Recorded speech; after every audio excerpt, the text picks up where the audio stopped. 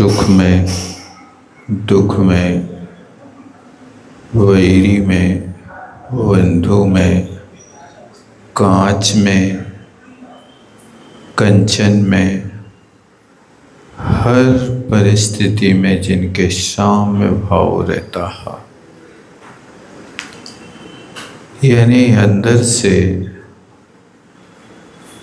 कोई क्षोभ का परिणाम नहीं होता। साम्य भाव की परिभाषा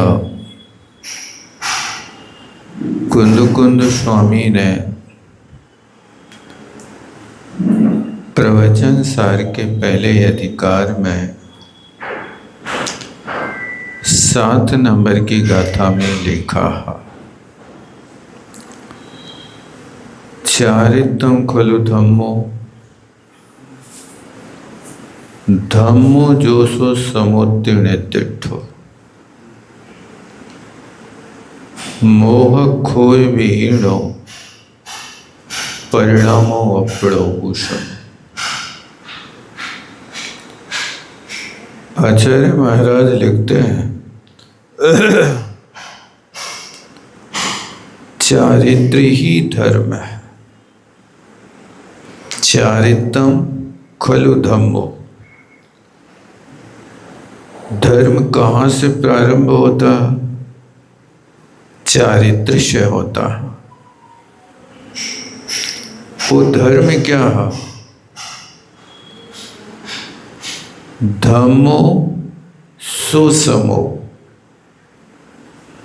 आत्मा की शांत परिणति का नाम सम है। और जो समभाव है वही धर्म है। तो साम्य भाव कैसे आता?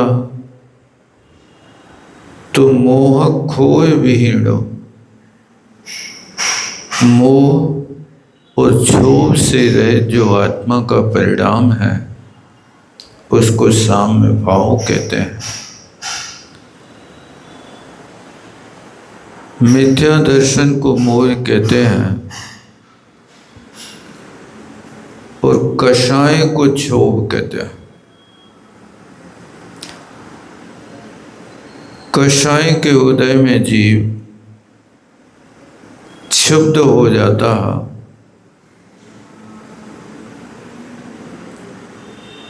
अशांत परिणाम हो जाते हैं। जब कषाय का समय होता है तो हृदय में कंपन होने लगती है, आंखें लाल हो जाती हैं, दांत अपने आप में किशमिशाने लगते हैं, यानी सारे शरीर में एक अलग प्रकार की परिणति हो जाती है। खून खोलने लगता है, भुजाएं फड़कने लगती हैं। ऐसी जब परिणति होती है तो उस परिणति का नाम क्षोभ होता। और जहाँ विपरीत श्रद्धा होती है, आपको देव शास्त्र गुरु का स्वरूप समझाए जाने पर भी आप इन पर श्रद्धा नहीं बना पा रहे। कई लोग अपने कुल देवता को मान करके पूछते हैं, हमारे कुल क्रम में आए हुए ये देवता। कई लोग स्वार्थवश पूछते हैं,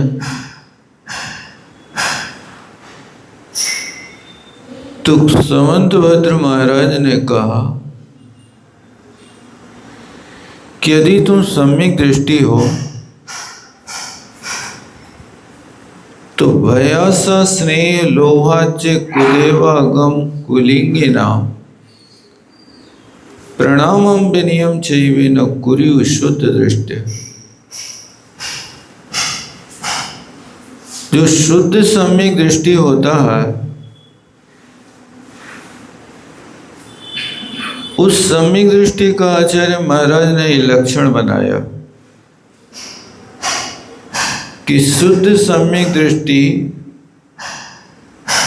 भय से कुगुरु कुदेव और कुशास्त्र को न प्रणाम करे न विनय करे।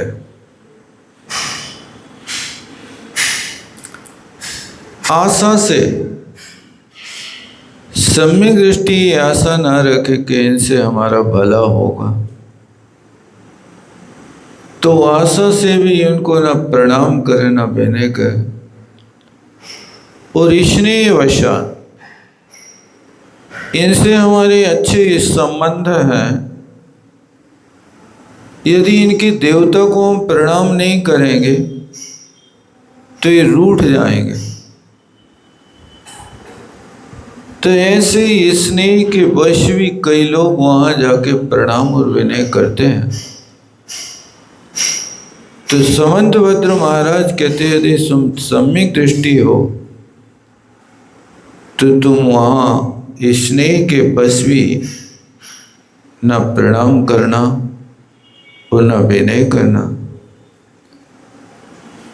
लोहाच, लोभ कसाय की तीव्रता के कारण अपनी स्वार्थ सिद्धि होवे तो जहां काम बने बाका तो गधा से कहे काका। यदि अपने लोभ की सिद्धि होती है तो गधा को भी बाप कह देता है। लेकिन सम्यक दृष्टि इन स्थानों से बचने की कोशिश करता है, बचने की कोशिश नहीं करता, 100% नंबर लाता।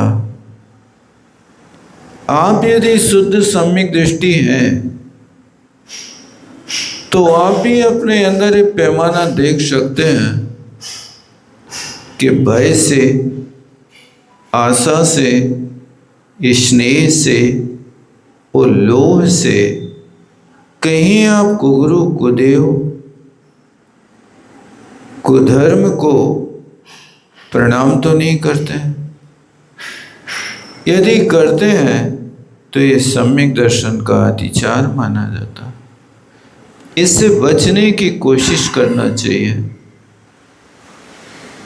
बस इतना है कि हमारा मन कभी कभी बहुत ढीला हो जाता है और वो मन कहता है कि यदि तुम इनको नहीं मानोगे तो तुम्हारा अनिष्ट हो जाएगा। विश्वास करो, एक सेठ शुद्ध सम्यक दृष्टि था।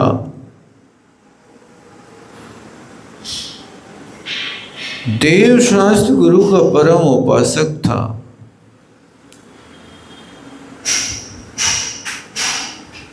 उसकी दृढ़ श्रद्धा की चर्चा स्वर्गों में चल रही थी। तो एक देव ने कहा कि इस व्यक्तित्व की परीक्षा करना चाहिए। तो उस देव ने सेठ से कहा कि यदि तुम हमारी पूजा करोगे तो तुम आबाद रहोगे, नहीं तो हम तुम्हारे तीनों बेटों को यहां से उठा के ले जाएंगे। सेठ ने कहा कि बात तो हमारे और तुम्हारे के बीच में है ना। बेटों ने क्या बिगाड़ा है जो तुम बेटों को उठा के ले जाओगे? हम तुम्हारी पूजा नहीं कर रहे हैं, तो आप हमारे साथ कर लो जो करना हो। सेठ ने कहा उस देव से, लेकिन देव ने कहा कि नहीं, हम तुम्हारे बेटों को ले जाएंगे। क्योंकि व्यक्ति को सबसे ज्यादा स्नेह अपनी संतान से होता है।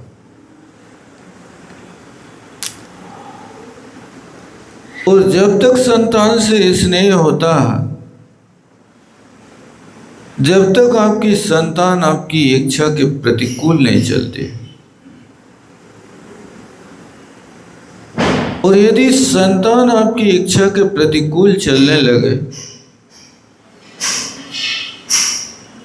तो फिर वे ही माँ बाप घर से निकाल देते हैं। ये तो अपन देखते ही हैं। माता पिता की अपेक्षा होती है कि हमारी संतान हमारी इच्छा के अनुकूल प्रवृत्ति करे, लेकिन कुसंगति में पड़ जाते हैं तो फिर वे विपरीत चलने लगता है। लेकिन सेठ के तीनों बेटे बड़े आज्ञाकारी थे। सेठ धर्मात्मा पुरुष था, दुनियादारी से कुछ मतलब नहीं, न्यायपूर्वक अर्थ उपार्जन करने के बाद जितना समय रहता था धर्म ध्यान में व्यतीत करता था। आजीव का भी न्याय पूर्वक करता था, और एक दिन में उसको कितना कमाना है ये भी उसके जीवन में परिमाण था।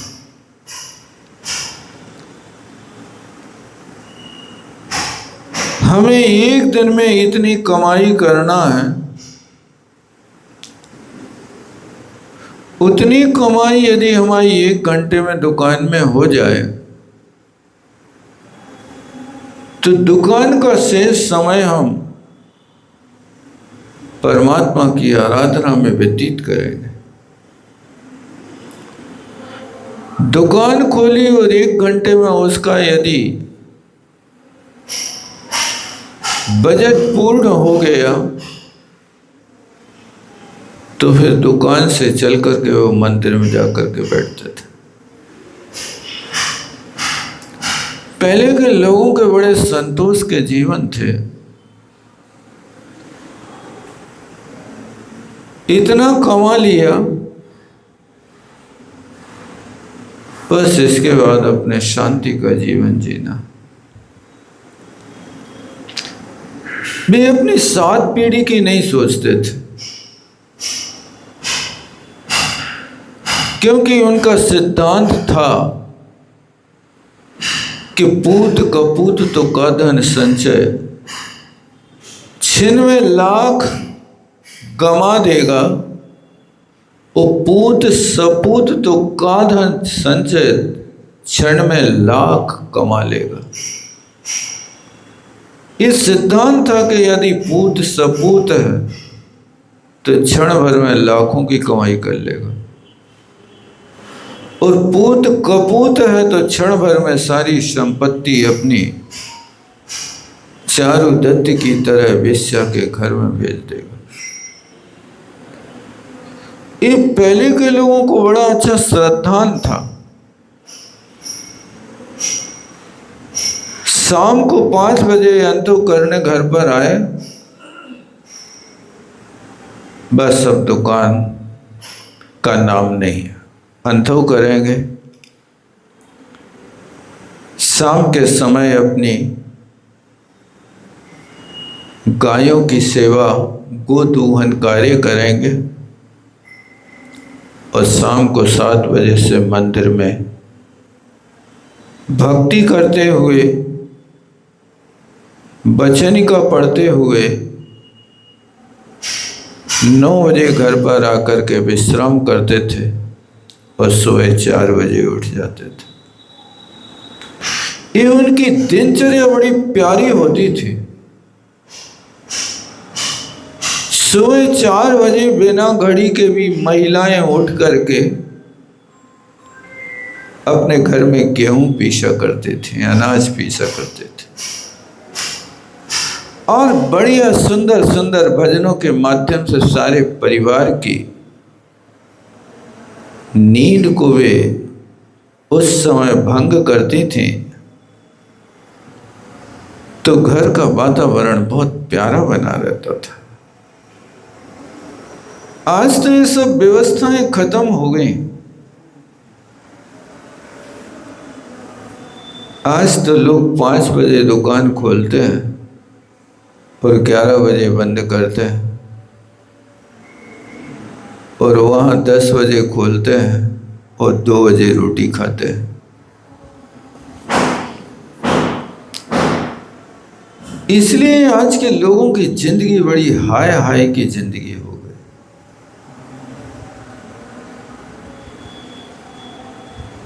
उस समय उनका जीवन चतुर्मास में कोई काम नहीं करते थे। धर्म आराधन करना, उस समय इतने साधन उपलब्ध नहीं थे, इसलिए 4 माह का राशन इकट्ठा लेकर के रख देते थे, और 4 माह के राशन की व्यवस्था हो गई। घर में दूध सब्जी की व्यवस्था हो गई। अब घर में 4 माह धर्म ध्यान से व्यतीत करना सबसे बड़े साय बन करके रहते थे। इसी चतुर्मास के अंतर्गत आने वाले पर्व के दिनों को बड़े ठाठ से मनाते थे। दान भी थोड़ा करते थे। 5 रुपया या 11 रुपया की कलशिया अनंत चतुर्दशी को ढार लेते थे। ऐसी होड़ इसकी नहीं होती थी लाखों लाखों करोड़ों करोड़ों रुपया तुम्हें देना पड़े और जैसे तैसे कमाना पड़े। 5 रुपया, 11 रुपया और 101 रुपया की यदि कोई ने बोली ले ली, बहुत बड़ी बोली हो।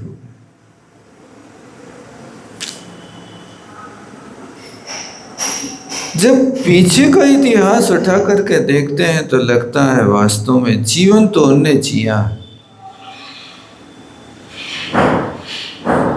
हम तो अपने जीवन को ढो रहे, जैसे तैसे गुजारा कर रहे हैं। चाहे सर्विसमैन हो, उसको लाख रुपया भी यदि महीना में मिलते हैं तो 28 तारीख को दुकान से उधार वस्तु खरीद के लाता है। 28 तारीख के बाद उसके पास कुछ रहती नहीं नकदी, कहाँ चले गए। आज आपको पैसा मिल रहा है लेकिन अपव्यय ज्यादा कर रहे हैं। उस समय लोग 2 रुपया की टायर की चप्पल पहनते थे और 6 महीने चलाते थे। आज आपके यहाँ 2-5 हजार के जूते भी नहीं आ पाते।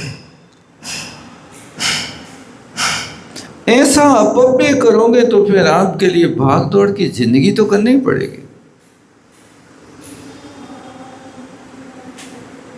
टायर की चप्पलें बाजार में बिकती थी, 2 रुपया की चप्पल 6 महीना चलती थी। आज क्या है आपका? ये अपव्यय होने के कारण भाग दौड़ ज्यादा हो गई, इच्छाएं ज्यादा हो गई, प्रदर्शन का जीवन ज्यादा हो गया। लोग उस समय धोती पहन करके और अपनी फतूंगी पहन करके बहुत अच्छे से गुजारा करते थे। आज भाव बदल गया, भाषा बदल गई, भेष बदल गया, भोजन बदल गया, भजन करने का तरीका बदल गया। नहीं बदल गया। आज वो भाव हो गया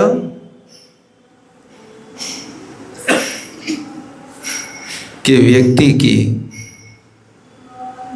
परिणति ऐसी हो गई कि भोजन के समय तुम्हारे घर में कोई आ जाए तो व्यक्ति सोचता है कि पहले जे भाग जाए फिर खाएं।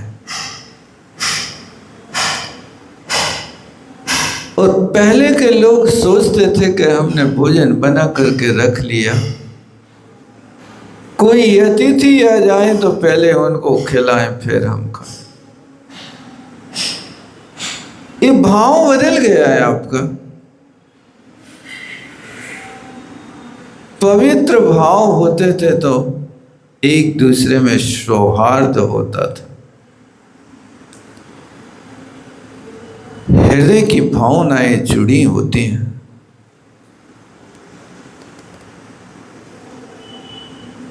भाषा बदल गई। उस समय लोग अपनी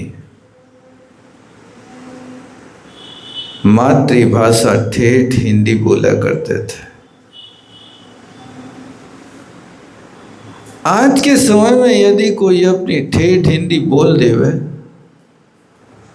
तो लोग उसको गंवार समझते। यदि आप इंग्लिश नहीं जानते हो तो लोग आपको बिना पढ़ा लिखा गांव का गंवार समझता है। लेकिन उस समय ये सब कोई नहीं था। अपनी भाषा में अपने कार्य करते थे, वो उनका जीवन था। भेष बदल गया। आचार्य ज्ञान सागर जी ने लिखा, एक मानव धर्म पुस्तक है, कि इस देश का प्रत्येक व्यक्ति धोती पहनता था और कुर्ता पहनता था।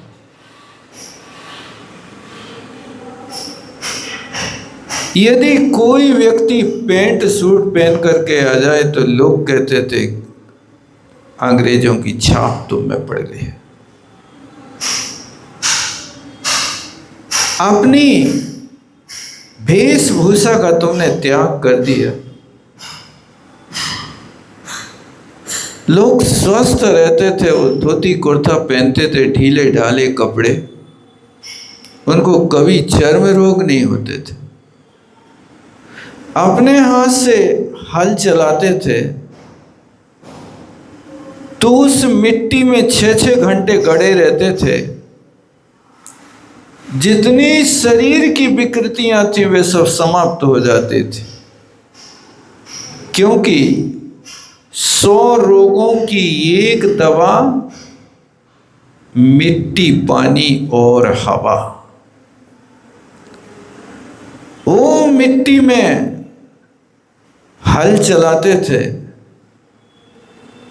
तो उनकी मिट्टी की पट्टी अपने आप हो जाती थी, उनके कभी पित्त नहीं भड़कते थे। आज मिट्टी की पट्टी हमें खोजना पड़ती कि यदि पित्त भड़के, गर्मी बढ़े तो मिट्टी की पट्टी बनाओ भैया, तो मिट्टी मुश्किल पड़ रही है। आज स्वस्थ रहता था, खुली हवाओं में रहते थे, जंगलों में रहते थे। जिन जंगलों में सब प्रकार की वनस्पति औषधि के रूप में होती थी और उसकी हवा लगते ही व्यक्ति के चेहरे सोने से चमकते थे। आज तुम्हारे यहाँ ओरिजिनल हवा भी तो नहीं है। आप अपनी जिंदगी डुप्लीकेट हवा में कर रहे हो। वही पंखा, वही कूलर, उसी कमरे को सब ओर से पैक करे हो, वो ही घूम घूम करके आपके शरीर में प्रवेश करती है। अब शुद्ध हवा भी नहीं मिल रही है। और पानी जो होता था वहाँ के खेतों का, नदियों का, झरनों का पानी आता था, औषधि युक्त पानी होता था कि जिस पानी को पी लो तो पेट का विरेचन हो जाए। आज कहाँ का पानी पी रहे हो? उस पानी के स्रोत को आज देख लो तो दिल दहल जाए। हम लोग पिछले बार गुना गए थे, तो गुना प्रवेश होने के पहले उनने उस स्थान पर रुकाया था जहां से पूरे गुना शहर में पानी की सप्लाई होती थी। उस स्थान पर घूम करके देखा कि ये पानी कैसे तैयार करते हैं। उसको देख करके दिल दहल गया। कभी आप लोग भी देख करके आना कि तुम्हें कैसा पानी पिलाया जा रहा है। क्या उस पानी में घोल रहे हैं? मशीनों के माध्यम से आने वाला वो पानी कई मछली मेंढक आकर के उस मशीन में आकर टकराते हैं और वही उनके रक्त से रंजित वो पानी हो जाता है। और फिर उस जाली में से यदि छोटी छोटी मछली निकल के आ जाए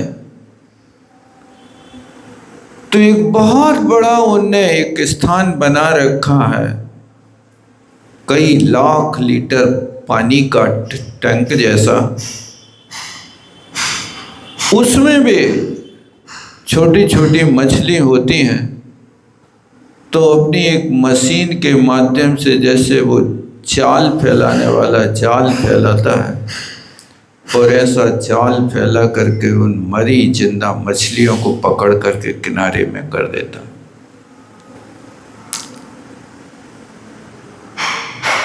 और उसमें हमेशा पाउडर डालते रहते हैं। 1 घंटे में कितने किलो पाउडर उसमें डालना है, ये सब हिसाब किताब उन्होंने बना करके रखा।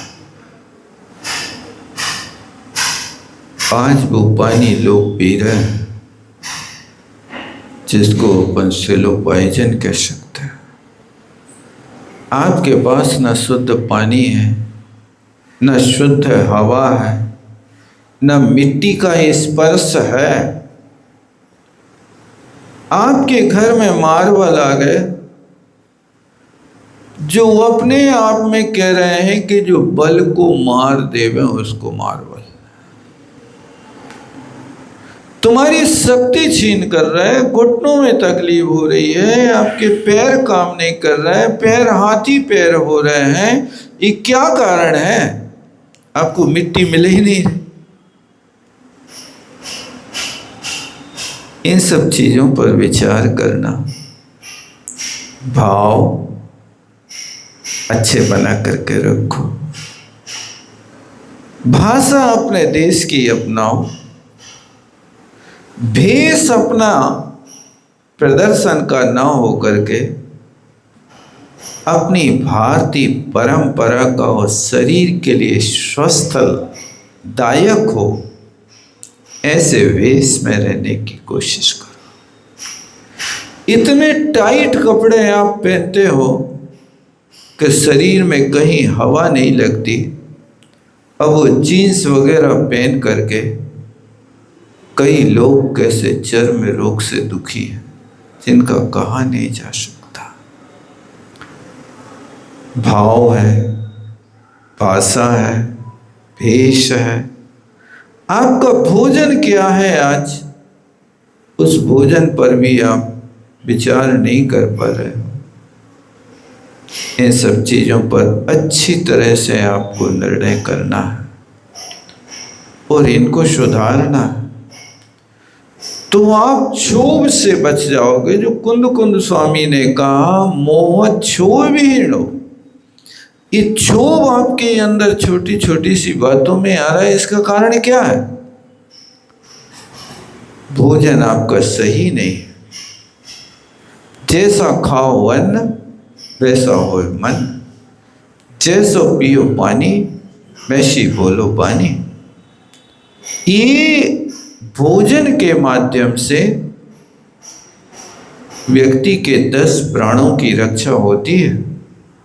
ये 10 प्राणों का निर्माण है तो किससे है? वही दाल रोटी सब्जी से तो हो रहा है। यदि वो ही आपके लिए अनुकूल नहीं होगा तो फिर इन प्राणों की रक्षा कैसे होगी? आपके पास यदि खेती है भी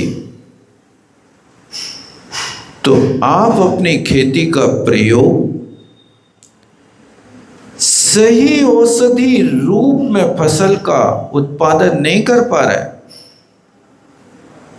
आपको अधिक फसल चाहिए, भले ही प्राणों का घात होता रहे, फर्टिलाइजर लेकर के आओ, अपने फसल को जहरीली बना रहे, जीवों का घात कर रहे और यहाँ पर अपने स्वास्थ्य का हानि करते जा रहे हैं। इन सब चीज़ों पर आप विचारो। यदि आपके घर में खेती है तो आप कोशिश करो कि ऐसा अनाज पैदा करो कि जिस अनाज से अपना और दूसरों का स्वास्थ्य लाओ। कोई खरीदता नहीं ऐसा कहते हैं लोग बाग हैं?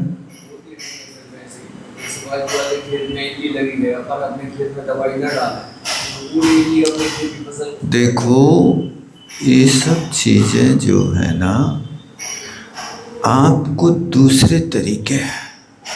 आपने उपयोग कहाँ किया उसको सीखने का? गोमूत्र डालते हैं लोग,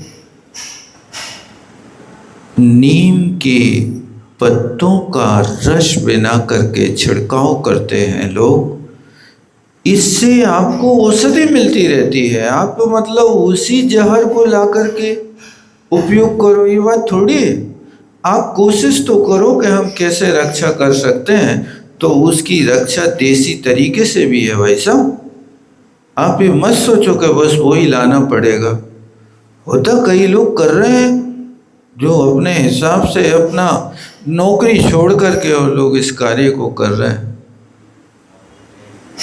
बासोदा में एक ब्रह्मचारी जी हैं, करोड़ों का पैकेज छोड़ करके भी अपने घर में ऑर्गेनिक फसल पैदा कर रहे हैं, घर में पानी का संचय कर रहे हैं। ब्रह्मचारी जी हैं, उनके भैया छुल्लक जी हैं, अभी भोपाल में चतुर्मास कर रहे हैं। यदि आप भी चाहें तो इन 5 प्रकारों के ऊपर अच्छी तरह से स्मृति में लावें। भाव, भाषा, वेश, भोजन और भजन, इन 5 चीज़ों के ऊपर आप थोड़ा सा अभ्यास करें। जो सबसे मुख्य वस्तु है उस वस्तु पर विचार करेंगे तो मोह खोए भी हीणो, मोह और क्षोभ से रहित जो आत्मा का परिणाम है वही तो साम्य भाव है। इसलिए का साम्य भाव धन रखते हैं। इस समता को धन की उपमा दी है। और कुंद स्वामी ने कहा कि ये साम्य भाव कैसे उपलब्ध होता है, तो ये साम्य भाव चारित्रम खलु धम्मो, निश्चय से चारित्र ही धर्म है। और वो धर्म कैसे बनता है, तो उनने लिखा चारित्रम खलु धम्मो, धम्मो जो सो समुत्तीर्णित्व। वो जो धर्म है वो समता भाव, और जो समता है सो मोह और क्षोभ से विहीन आत्मा का परिणाम है, उसका नाम साम्य भाव है। तो ये लिखा साम्य भाव धन रखते हैं और निज पर के हित साधन में, जो निज के साधन में वो पर के हित में हमेशा तत्पर रहते हैं। जो पर के हित में लगे रहते वो परोपकार की कोटि में आता है, और जो निज के हित में लगे रहते वो स्व उपकार की कोटि में आता है। अपने लिए दोनों कार्य करना, स्वहित और परहित आप यदि एक पक्ष ले रहे हो, अकेला परहित कर रहे हो, तो भी आपकी गाड़ी ठीक नहीं चल रही, एक चक्का से गाड़ी नहीं चलती है। और यदि आप अकेले में लगे हुए हो, परोपकार का कोई ध्यान नहीं है, तो यहाँ पर अकेला उपकार तब किया जाता है जब आप ग्रह त्यागी बन करके, मुनि बन करके आप कार्य करते हैं, तो विश्वोपकार और परोपकार 7वें गुण स्थान तक करते हैं। 8वें गुण स्थान से फिर वो परोपकार को छोड़ करके सिर्फ अपना अपना ही उपकार करते हैं। तो जहाँ जैसी भूमिका है, उस भूमिका का निर्वाह करते हुए कार्य चलना। गाड़ी चलती है तो आपसे कोई पूछे कि गाड़ी स्टीयरिंग से चलती, कि पेट्रोल से चलती, कि गियर से चलती, कि ब्रेक से चलती, कि चक्का से चलती, काहे से चलती बताओ? इस सब चीज़ों का समुदाय होवे तो गाड़ी चले, और गाड़ी हो जाए और ब्रेक नहीं होवे तो उस गाड़ी पे सवारी करो कि नहीं करो? गाड़ी तो तैयार है, लेकिन बिना ब्रेक की गाड़ी खतरे की घंटी है। इसलिए जैसे उस गाड़ी में हर वस्तु होती है, स्टीयरिंग भी है, चक्का भी है, इंजन भी है, ये सब चीज़ें मिलकर के यात्रा होती है, एक वस्तु की अपेक्षा मात्र से नहीं होती है। इसी भावना के साथ विराम लेता हूँ। बोलो आचार्य गुरुवर विद्यासागर जी। जावाणी के ज्ञान से शुझे लोकालो, शोवाणी मस्तक धरो सदा। तो जपोंदर जो तेरो शरणागत शोभा, देव बचाओ अरंत को, गुरु से हो निर्दया धरो।